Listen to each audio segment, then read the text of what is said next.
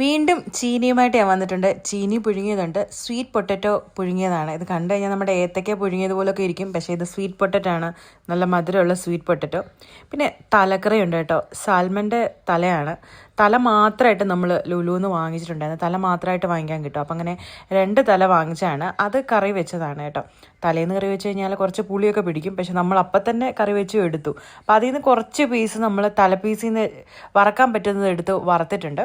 പിന്നെ നമ്മുടെ മുളക് ചമ്മന്തി ഉണ്ട്, അതില്ലാതെ ഒരു പരിപാടിയില്ല. ഗൃഹാതുരത്വം ഉണർത്തുന്ന എൻ്റെ പ്ലേറ്റാണ് ഇത്. ഞാൻ നാട്ടിൽ നിന്ന് കൊണ്ടുവന്നതാണ്. ഇതെനിക്ക് ഭയങ്കര ഇഷ്ടമുള്ളൊരു പ്ലേറ്റാണ് കേട്ടോ. ഈ പ്ലേറ്റിൽ ഭക്ഷണം കഴിക്കുമ്പോഴത്തേക്കിന് നമ്മുടെ മനസ്സും ഒക്കെ അങ്ങ് നിറയും, വയറ് മാത്രമല്ല മനസ്സും. അപ്പോൾ ഈ കപ്പ ഉണ്ടല്ലോ, ചെറുതായിട്ട് അതിൻ്റെ കളർ മാറിയിട്ടുണ്ട് കേട്ടോ.